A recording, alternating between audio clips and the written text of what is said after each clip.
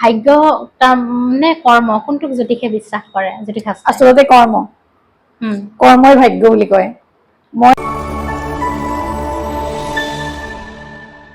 একেদৰে এগৰাকী জ্যোতিষী, এষ্ট্ৰলজাৰ, সংখ্যাতত্ত্ববিদ আৰু বিভিন্ন কথা আছে, আমি কথা পাতি থাকিলে ওলাই গৈ থাকিব। আপোনাৰ এই জ্যোতিষ যাত্ৰাৰ বিষয়ে প্ৰথমে আৰম্ভ কৰোঁ। যাত্ৰা মানে জ্যোতিষৰ প্ৰতি মোৰ আগৰ পৰাই আকৃষ্ট আছিলো। ঘৰত হয়। কিবা কিবি চাই মেলি দিয়ে, সৰু সৰু তিথি চিঠি এইবিলাক চাই, ককা আইতাহঁতৰ ঢুকুৱা তিথি বা জন্ম তিথি এইবিলাক আমাৰ মানি আহিছিলে। গতিকে তেতিয়াৰ পৰাই জ্যোতিষ আচলতে কৰি আহিছো। কিন্তু এনেকৈ জ্যোতিষ পঢ়িছো মই 2014 চনৰ পৰা। 2013 চনত মই এডমিশ্যন লৈছো প্ৰথম, তেতিয়াৰ পৰাই আৰম্ভ কৰিছো বুলি ক'ব পাৰি। তাৰপিছত প্ৰফেচনেলি আৰম্ভ কৰিছো 2017 চনৰ পৰা। মানে বৃত্তি হিচাপেও ল'ব পাৰি তাৰ মানে জ্যোতিষ শাস্ত্ৰক ল'ব পাৰি। আৰু আপোনাৰ ক্ষেত্ৰত মানে কেনেকুৱা অনুভৱ কৰিছে যে বৃত্তি হিচাপে জ্যোতিষ শাস্ত্ৰ কিবা মানে কমিছে নেকি? আমি জ্যোতিষ বুলি ক'লে যি ধৰণে বুজি পাওঁ যে কিবা এটা সাল সলনি হৈছে নেকি সেই ক্ষেত্ৰত যেতিয়া বৃত্তি হিচাপে আহি গ'ল? সাল সলনিটো হৈছেই। সাল সলনি বৃত্তি হিচাপে আগতেও লৈছিলে, কিন্তু আগৰ মানুহবোৰ কেনেকুৱা আছিলে, জ্যোতিষ বুলি ক'লে গাঁৱৰ চুকত লুকাই থকা, গণনা কৰে, কেতিয়াবা গণকৰ ওচৰত যায়, এনেকুৱা টাইপৰ। কিন্তু আজিকালি হৈছে ডিজিটেল যুগ, গতিকে মানুহ ওলাই আহিছে, চব বস্তুৱে ওলাই আহিছে, জ্যোতিষো ওলাই আহিলে। আগত এটা সম্প্ৰদায়, নিৰ্দিষ্ট সম্প্ৰদায়ৰ মাজত সীমাবদ্ধ আছিলে। আজিকালি সকলো মানুহে জ্যোতিষ শিকে, জ্যোতিষ চৰ্চা কৰে, জ্যোতিষৰ প্ৰফেচনেলিও লয়। প্ৰফেচনেলি যে এটা সম্প্ৰদায়ৰ মানুহে ল'ব পাৰে এনেকুৱা নহয়। গতিকে সকলোতে যিদৰে আজিকালি এটা মানে বিপ্লৱ আহিছে, জ্যোতিষৰ দিশতো আহিছে। গতিকে এতিয়াতো হাতে হাতে মোবাইলে জ্যোতিষ হ'ল। গতিকে জ্যোতিষৰ এতিয়া ক'ব পাৰি আৰু প্ৰফেচনেলি বহুত আছে এনেকুৱা ল'ব পাৰে, ডাঙৰ ডাঙৰ প্ৰফেচন বুলিয়ে ক'ব পাৰি এইটো। হয়, আমাৰ দৈনন্দিন জীৱন যাত্ৰাত জ্যোতিষ শাস্ত্ৰই কেনেধৰণৰ প্ৰভাৱ মানে ভূমিকা গ্ৰহণ কৰে? জ্যোতিষৰতো বহুত প্ৰভাৱ আছে। আমি নজনাকৈ জ্যোতিষৰ মতে আচলতে চলো। ৰাতিপুৱা এই ধৰা সৰুতে আমাক শনিবাৰে মংগলবাৰে মূৰ নুধুবা, নখ নাকাটিবা, বৃহস্পতিবাৰে কিবা মাছ মাংস নাখাবা, এনেকুৱা নিয়মবোৰ আমাৰ হিন্দু ধৰ্মৰ হিন্দু মানুহৰ ঘৰত আগৰ পৰাই চলি আছে। সেইবোৰ আচলতে জ্যোতিষেই হয়, আমি নজনাকৈ সেইবোৰ মানি আহিছো। আঁউসী দিনাখন, পূৰ্ণিমাৰ দিনাখন মাছ মাংস খাব নাপায়, এনেকুৱাবোৰ আমি মানো। আৰু ধৰা এই যে তিথিবোৰ মানো, ককা ঢুকুৱা, দেউতা ঢুকুৱা, চবৰে ঘৰতে থাকে সেইবোৰ বস্তু, সেইবোৰ জ্যোতিষে হয়, জ্যোতিষৰে এটা অংশ সেইবোৰ। জ্যোতিষ আৰু বিজ্ঞান বস্তু দুটা পাৰ্থক্য কি? পাৰ্থক্য মানে বিজ্ঞানটো জানাই, বিজ্ঞান একদম বৃহত্তৰ এটা বস্তু, আৰু বিজ্ঞানৰ মাজতে এটা জ্যোতিষ বিজ্ঞানৰ এটা অংশ বুলি ক'ব পাৰি। এই যে আপুনি ক'লে শনিবাৰে দেওবাৰে নখ কাটিব নাপায় বা মাটি খান্দিব নাপায়, এনেকুৱা ধৰণৰ পৰম্পৰাবোৰ তাত বিজ্ঞান ভিত্তিক নে জ্যোতিষ ভিত্তিক, কোনটো বিষয়বস্তু? এইটো দুইটাই ক'ব পাৰা তুমি, বিজ্ঞান ভিত্তিকো হয়, জ্যোতিষৰ আমি মানি আহিছিলো প্ৰথমৰ পৰা, আমি সৰুৰ পৰা বা আমাৰ দেউতাহঁতে ককাহঁতে যেতিয়াৰ পৰা মানি আহিছিলে, তেওঁলোকে এটা নিয়ম বুলি, এটা পৰম্পৰা বুলি মানি আহিছিলে, পৰম্পৰাৰ নিচিনাকে। কিন্তু তাৰ পিছত জনা গ'ল যে এইখিনি বিজ্ঞানসন্মত হয়। আগৰ দিনত নেপায় বুলি কৈছিলে, এতিয়া সেইটো যেনিবা বিজ্ঞানে নেপায়টো কি কাৰণে ব্যাখ্যা কৰি দিছে। তেতিয়া আমাক ব্যাখ্যা নকৰিছিলে, আচলতে কৰিলে চবে বুজিও নাপাইছিলে। আৰু যোনবোৰ আমি শাস্ত্ৰ পঢ়ো, গীতা পঢ়ো, কিবা জ্যোতিষৰ যোনটো ভাগ শাস্ত্ৰত আছে, সেই ভাগটো সম্পূৰ্ণ বেলেগ ভাষাত আছিলে, সংস্কৃতত আছিলে, বোধগম্য নাছিলে সাধাৰণ মানুহৰ। গতিকে সেইটো বিজ্ঞানে নে কি নে সেইটো বুজিও নাপায়, আৰু সেইকাৰণে কিয় নাপায়, মই কৰিমেই এনেকুৱা নিচিনাকে মনোভাৱ আহে, বুজি নাপায় কাৰণে সেই নাপায় বুলি কৈ থৈ দিয়ে, আৰু নাপায় নকৰিবি। কিন্তু এতিয়া সেইটো ব্যাখ্যা বিজ্ঞানসন্মত ভাৱে ব্যাখ্যা কৰিলে দেখা গৈছে যে তাত বিজ্ঞান আছে। হয়, এতিয়া আমি যিকোনো ক্ষেত্ৰতে কিবা এটা শুভ কাম কৰিবলৈ লোৱাৰ আগত জ্যোতিষৰ ওচৰলৈ যাব বিচাৰো, বা আজিকালি বাস্তু শাস্ত্ৰও খুব জনপ্ৰিয় হৈছে। মানুহে ঘৰ এখন এনেই নবনায়, বাস্তু শাস্ত্ৰ চাই নিয়ম কানুন খিনিৰ মাজেৰে বনায়। এই যে আমাৰ মানুহৰ জীৱন যাত্ৰাৰ প্ৰণালীত জ্যোতিষ শাস্ত্ৰই ইমান দূৰলৈ শিপাই গৈছে যে জ্যোতিষী মানে ডিমাণ্ড হৈ গৈছে যে কিবা এটা ঘৰ বনাবলৈ কাৰণে বাস্তু শাস্ত্ৰ ধৰক কাৰণে মানে জ্যোতিষৰ কাৰণে এটা বাজেটো নিৰ্ধাৰণ কৰি দিব লগা নহয়। এইটো আচলতে শিপাই যোৱা বুলি যিটো কৈছা তুমি, শিপাই গৈছে বুলি, এতিয়া আচলতে শিপোৱা নাইহে মোৰ মতে। জ্যোতিষ শাস্ত্ৰ বহুত আগৰ পৰা শিপাই আছিলে, এতিয়া শিপাটো আমাৰ ওপৰলৈহে আহি গৈছে। আগতে বস্তুটো গভীৰ আছিলে, এতিয়া ওপৰে ওপৰে হৈ গৈছে। কিন্তু আগতে যি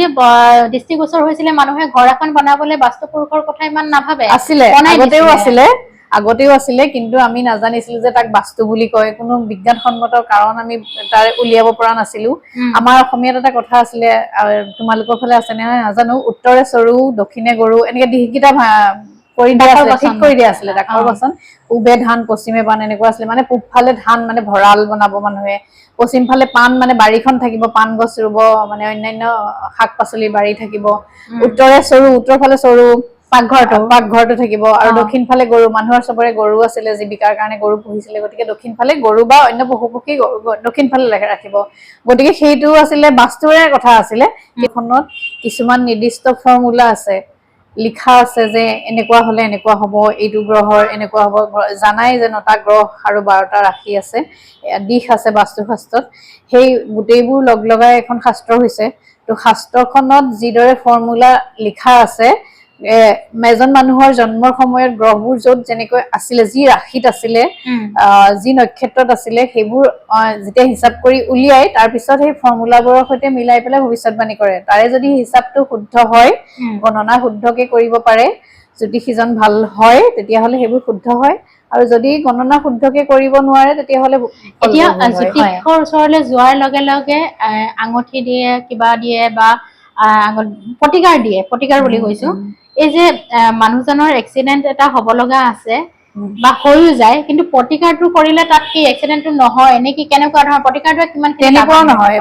কি এটা এক্সিডেন্ট হোৱাৰ পৰা মানুহজনক বচাব পাৰে সেইটো তাৰে কালাৰ থেৰাপি হয় কালাৰ এটা গ্ৰহৰ কালাৰ আৰু ষ্টনৰ কালাৰ মিলাই পেলাই মানুহজনৰ যিজন জাতক বা জাতিকা তেওঁৰ জন্ম সময়ৰ গ্ৰহৰ চাল চলন আৰু বৰ্তমানৰ গ্ৰহৰ চাল চলনৰ সৈতে মিলাই পেলাই তেওঁক কালাৰ থেৰাপি মতে সেইটো ষ্টন দিয়া হয় কিন্তু ষ্টনবোৰ এনেকুৱা হয় আমি এতিয়ানো নিজে ষ্টন অনা নাই আমি গছ বা খেতি কৰা নাই কৰবাৰ পৰা ষ্টন আহিছে আমি চাইছো যিমান পাৰি আমি কিতাপ পঢ়িছো বা কৰবাৰ পৰা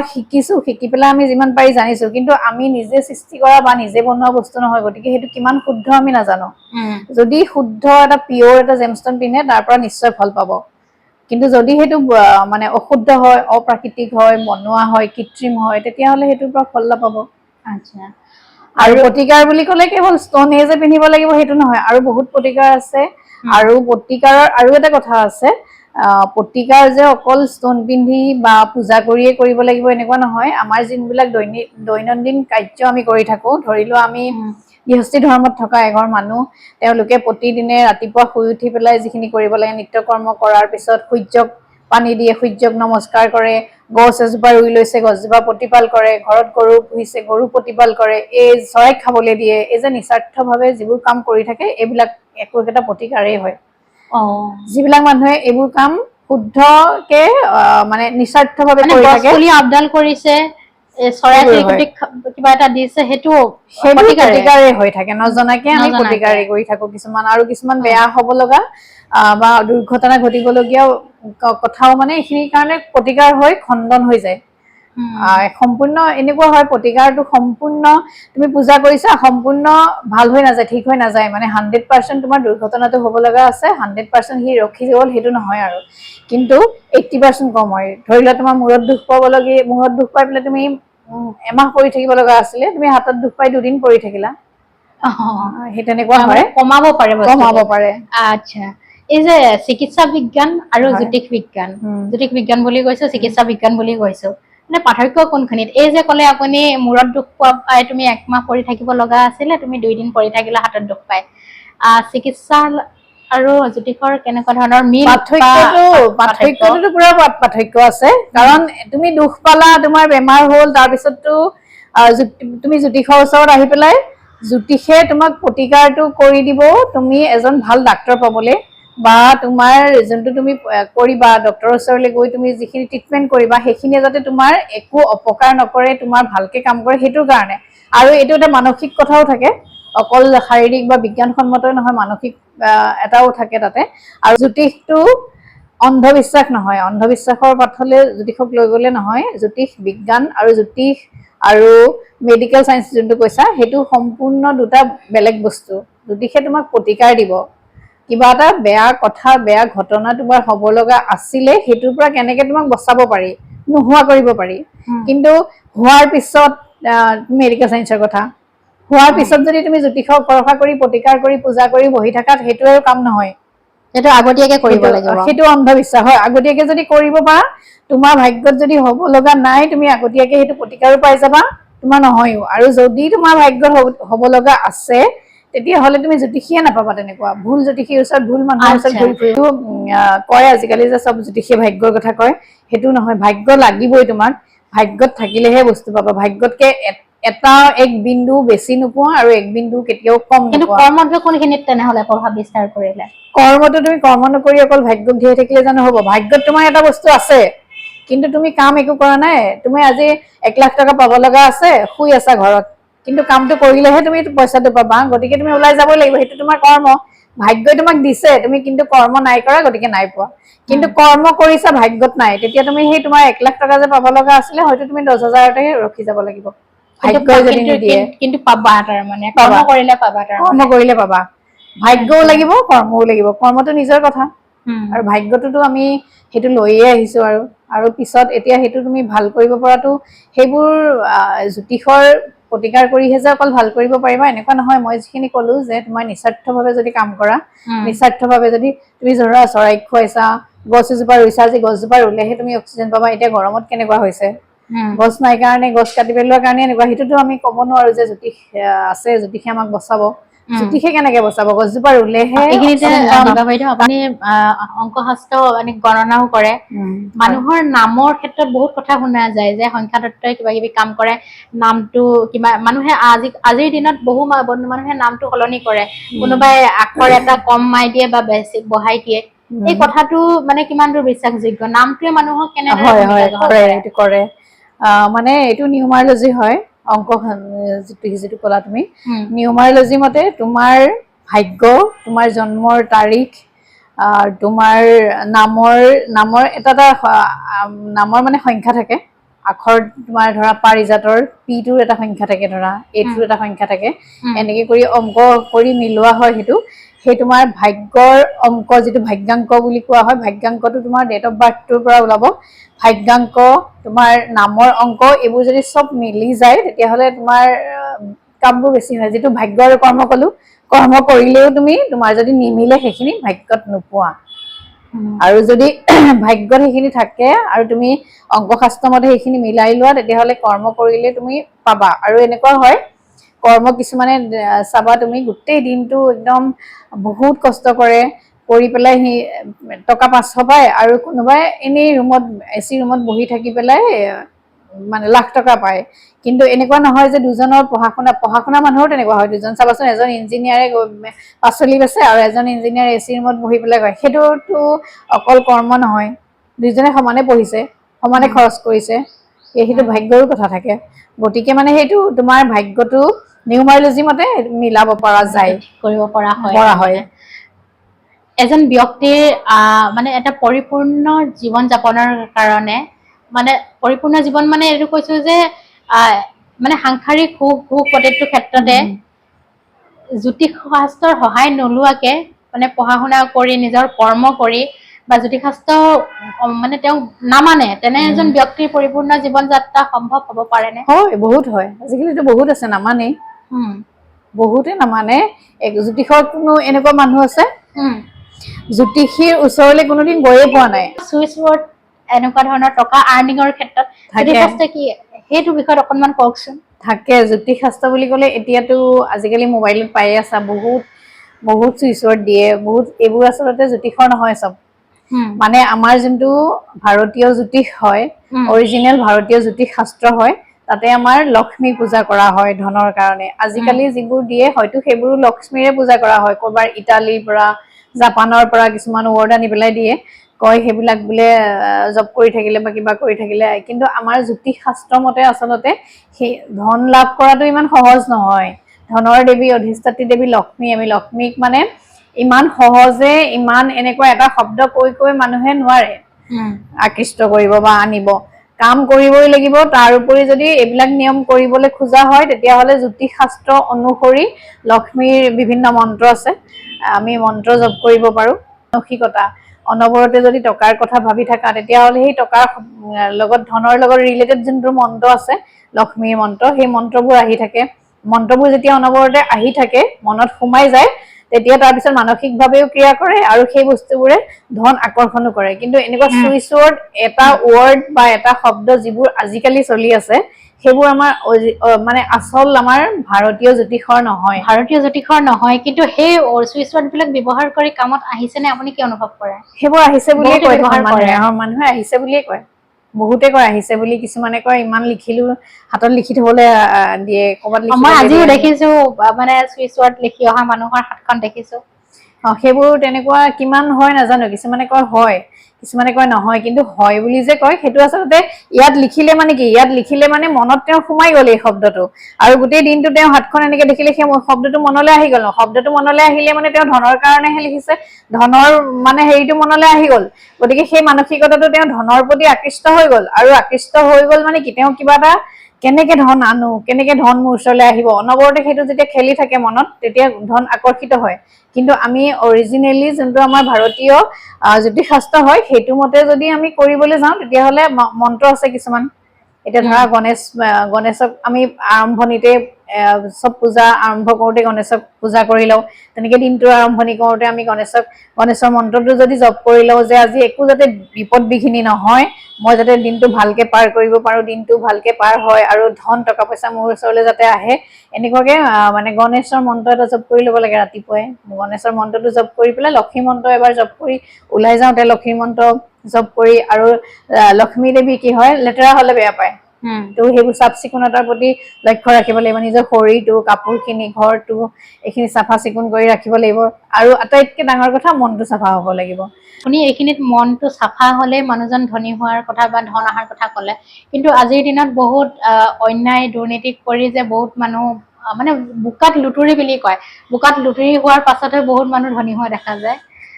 হয় সেইটোৱে আজিকালি সেইটোৱে সমস্যা এতিয়া তুমিয়ে মনলৈ আহি গ'ল মোৰো মনলৈ আহে কেতিয়াবা এই নাই অন্যায় কৰিলেহে পইচা পাম হয়ো অন্যায় কৰিহে মানুহ ধনী হ'ব পাৰিছে কিন্তু অন্যায়ৰ ধনটো আচলতে আচল কথা নহয় এই ধনবোৰ বেছি দিনলৈ মানুহে নাপায় খাব নোৱাৰে যিটো লক্ষী নিজে যেতিয়া আহিব তেতিয়া তুমি আনন্দ মনেৰে ভোগ কৰিব পাৰিবা আৰু তোমাৰ যেতিয়া নিস্বাৰ্থ হ'ব মনটো চাফা হ'ব কাৰোবাক সহায় কৰি পেলাই তুমি পইচা পাবা আনন্দ মনেৰে গ্ৰহণ কৰিব পাৰিবা তোমাৰ শৰীৰটোও গ্ৰহণ কৰিব কোনো টেনচন নাথাকাকে জীয়াই থাকিব পাৰিবা আৰু যেতিয়া তুমি অন্যায় কৰি ল'বা সদায় মানে তোমাৰ এনেকুৱা মনলৈ আহি থাকিব ইছ মই অন্যায় কিছুমানৰ কিন্তু নাহে কিছুমান আছে বাৰু সেই মানুহবিলাকৰ ভাগ্যও বেয়া হয় সিহঁতৰ এটা সময়ত ভালকে খাইছে হয়তো ইয়াৰ পিছৰ জেনেৰেশ্যনটো তেওঁলোকৰ ভাল নহ'ব বা তেওঁ নিজেই লাষ্টৰ সময়লৈ সেইটো মনলৈ আহিব যে মই এইটো অন্যায় কৰিলো গতিকে এনেকুৱা নহয় জ্যোতিষশাস্ত্ৰই সেইবিলাক মানে সেই অন্যায় নহওক বা দুৰ্নীতি নহওক এইবিলাকৰ ওপৰত নহবৰ কাৰণে জোৰ দিয়ে আচলতে সেইটো এটা মেছেজ দিয়ে যে এনেকুৱা কৰিলে তোমাৰ ভৱিষ্যতে বেয়া হ'ব ভাগৱততো সেইটো বস্তু আছে আমাৰ যে পাপ কৰিলে কৰ্মফল পাবা মৰাৰ সময়ত হলেও পাবা বা আমি কওঁ কি এইটো জন্মত কৰিলে এইটো জন্মতে আমি পাব লাগিব সেইটো আচলতে নহয় পিছত মৰাৰ পিছত আকৌ জন্ম ল'ব লগা হয় আকৌ কষ্ট পাব লগা হয় আৰু সেই কৰ্মফলে খেদিবই গতিকে দুৰ্নীতি কৰিছা দুৰ্নীতি কৰি তুমি দুদিন খাইছা ভালকে সুখত আছা দুৰ্নীতি নকৰা এজনতকে ভালকে আছা সেইটো হয় আৰু দেখাত সেইটোৱে ভাল যেনো লাগে কিন্তু প্ৰকৃততে সেইটো নহয় আৰু জ্যোতিষশাস্ত্ৰই মানে আৰু জ্যোতিষশাস্ত্ৰৰ বস্তুটো সেইটোৱে আচলতে মনটো পজিটিভ কৰিব লাগিব জ্যোতিষশাস্ত্ৰটো সেইটো আছে আৰু এইখিনিতে আতৰ বা পাৰফিউম ব্যৱহাৰৰ কথা খুব কোৱা যায় জ্যোতিষত আৰু ইয়াৰ ব্যৱহাৰটোৰ বিষয়ে কওকচোন পাৰফিউমটো হৈছে শুক্ৰ গ্ৰহৰ কাৰণে ব্যৱহাৰ কৰিবলৈ দিয়া হয় আচলতে শুক্ৰ গ্ৰহ ধনৰ কাৰক গ্ৰহ ধন আকৰ্ষণ কৰে শুক্ৰবাৰে আমাৰ লক্ষীৰ পূজাও কৰা হয় গতিকে লক্ষী মানে ধন আকৰ্ষণ কৰিবৰ কাৰণে শুক্ৰবাৰটো মনা হয় শুক্ৰবাৰে পূজা কৰা হয় আৰু শুক্ৰ গ্ৰহটো এনেকুৱা তেওঁ মানে সকলো লাগজাৰী শুক্ৰ গ্ৰহক সন্তুষ্ট কৰিব পাৰিলেহে বা সোঁৱৰণীখনত বা কুষ্ঠিখনত শুক্ৰ গ্ৰহ শুভ থাকিলেহে লাগজাৰী মানুহে পায় আৰু শুক্ৰ গ্ৰহ যদি অশুভ হয় বা অশুভ থাকে তেতিয়াহ'লে পাৰফিউম লগাবলৈ দিয়া হয় পাৰফিউম মানে কি অকল পাৰফিউম লগাই গোটেই লেতেৰা তাৰ ওপৰত পাৰফিউম লগাই গৈছা সেইটো নহ'ব চাফা হ'ব লাগিব কাপোৰ কানি চাফাকে পিন্ধিব লাগিব নিজে চাফা হৈ থাকিব লাগিব মনটো চাফা হ'ব লাগিব তাৰ ওপৰত পাৰফিউম লগোৱা সেই পাৰফিউমে শুক্ৰ গ্ৰহক আকৰ্ষণ কৰিব শুক্ৰ গ্ৰহ আকৰ্ষণ কৰিলে লাগজাৰী আহিব গতিকে শুক্ৰৰ লগত জড়িত পাৰফিউমটো আৰু যিটো তুমি আগত কৈছিলা 6 নাম্বাৰটো সেই নাম্বাৰটো শুক্ৰৰ লগত জড়িত গতিকে সেইবোৰ তুমি সেই মানসিকতাৰ ওপৰত মানে কথা থাকে আৰু প্লাছ তোমাৰ সেই গ্ৰহটোক আকৰ্ষণ কৰিবৰ কাৰণে সেইখিনি পৰিষ্কাৰ পৰিচ্ছন্নতা বা শুক্ৰ গ্ৰহৰ যিখিনি অন্য আৰু বহুত ৰিমেডি আছে সেইখিনি মানি চলিলে ধন আহি যাব আচ্ছা ধনৰ কথাটো বাৰু কলো আৰু এই বাৰ অনুযায়ী বেলেগ বেলেগ ৰঙৰ কাপোৰ পিন্ধা কথাও কয় এইটো কি মানে ইয়াৰ অৰ্থটো কি বাৰ হৈছে মানে বাৰটো এতিয়া চোৱা সোমবাৰ সোম মানে চন্দ্ৰ সোম বুলি কোৱা হয় আন এটা নাম মংগলবাৰ মংগলটো মংগল গ্ৰহ প্ৰতিজন গ্ৰহৰ কাৰণে এটা এটা বাৰ আছে তো বা আৰু প্ৰতিজন গ্ৰহৰ ৰং বেলেগ বেলেগ এই ৰং অনুসৰি পিন্ধা মানে চন্দ্ৰৰ কাৰণে বগা ৰং সেইকাৰণে সোমবাৰৰ দিনা বগা ৰং পিন্ধা হয় বগা ৰং পিন্ধিলে সোমবাৰটো মানিলে বগা ৰং পিন্ধিলে বগা ৰঙৰ বস্তু দান কৰিলে বা বগা ৰংটো সেইদিনাখন বেছি ব্যৱহাৰ কৰিলে চন্দ্ৰক আকৰ্ষণ কৰিব পাৰি বা অশুভ চন্দ্ৰ শুভ হয় ঠিক তেনেকে মংগলবাৰটো মংগল গ্ৰহৰ ৰং ৰঙা তো মংগলৰ প্ৰিয় ৰং ৰঙা গতিকে মংগলবাৰে যদি ৰঙা কাপোৰ পিন্ধা ৰঙা বস্তু দান দিয়া তেতিয়া তোমাৰ প্ৰতি মানে মংগল গ্ৰহৰ যিখিনি অশুভ আছে সেই অশুভখিনি নাইকিয়া হয় বা কমি যায় ঠিক তেনেকে আকৌ বুধবাৰটো বুধৰ কাৰণে বুধ গ্ৰহৰ কাৰক হৈছে সেউজীয়া ৰং তো সেই কাৰণে প্ৰতিটো দিনৰ আৰু প্ৰতিটো গ্ৰহৰ লগত মিলাই যদি ৰং ব্যৱহাৰ কৰা তেতিয়াহ'লে কেনেকুৱা ধৰণৰ সমস্যা লৈ আপোনাৰ ওচৰলৈ আহিব পাৰে সমস্যাটো এতিয়া মানুহ বেছিকৈ আহে বিবাহৰ কাৰণে বিবাহ নাই হোৱা কিছুমানৰ বিবাহ হৈ গ'ল তাৰপিছত কাজিয়া কিছুমানৰ বেছিভাগ আহে ধন নাইকিয়া ধন আহিছে ৰাখিব পৰা নাই কিছুমানৰ ধন নাহে আৰু আহে কৰ্মৰ কাৰণে কৰ্ম একো নাই কৰিছিলো গুচি গ'ল কাম নাইকিয়া হ'ল এতিয়া কি কৰিম বা কিছুমান আহে জানিবৰ কাৰণে চাকৰি কৰিম নে ব্যৱসায় কৰিম কি কৰিলে ভাল হ'ব ব্যৱসায় কৰিলে কি ব্যৱসায় কৰিম বিবাহ নোহোৱাকে থকা বা বিবাহ হোৱাৰ পিছত ডিভোৰ্চৰ ওচৰলৈকে যায়গৈ কিছুমান ডিভোৰ্চৰ ওচৰৰ পৰা ঘূৰি আহে কিছুমান ডিভোৰ্চ হৈ যায় এই কথাটোৰ কাৰণে আহে বা দ্বিতীয় বিবাহ কেনেকে হ'ব সেইটো কাৰণে আহে আৰু আজিকালি সৰু বিলাকতো ভাল পোৱা থাকে কি হ'ব এতিয়া কোনোবাই ভয় খুৱাই দিয়ে কালসৰ্প যোগ আছে মাংগলিক যোগ আছে সেইবোৰৰ কাৰণে আহে সেইবোৰ জ্যোতিষৰ একোটা বস্তু হয় সেইবোৰ আমি একো কথা পতাই নাই আজি সেইবোৰৰ বিষয়লৈ আহে আৰু আজিকালি বহুত আহে মই বাস্তু চাওঁ মানে ভিজিট দিওঁ ঘৰত গতিকে বাস্তুৰ কাৰণে আহে বহুত যে মোৰ ঘৰটোৰ মোৰ আৰু বহুত এনেকুৱা মানুহ আছে কিছুমান আহি পেলাই সমস্যাবোৰ কয় উপায় দিয়াৰ পিছতো বহুত উপায় কৰাৰ পিছতো ভাল নহয় তেতিয়া গম পাওঁ সুধি পেলাই গম পাওঁ যে বাস্তুৰ প্ৰব্লেম আছে গতিকে তেনেকুৱা ক্ষেত্ৰতো মানুহ আহে আৰু জ্যোতিষে এইবিলাকক মানে তাৰমানে বহুত ডাঙৰ এটা বিশাল মহাসাগৰ তাৰে মই ক্ষুদ্ৰ মানুহ জনা নাই মই নিজে জনা নাই মানে ক্ষুদ্ৰ মানুহ জনা নাই আৰু তাৰো আমি একেবাৰে ক্ষুদ্ৰ আমি পতাই নাই আমি একদম ওপৰে গৈছো আলোচনাও হোৱা নাই আমি আচলতে একদম ওপৰে গৈছো আচলতে বহুত কথাই আছে আকৌ এদিন পাতিব লাগিব তেনেহলে আৰু আপুনিও আহিব পাৰে দীপা বাইদেউৰ ওচৰত ডক্টৰ দীপামণি বৰা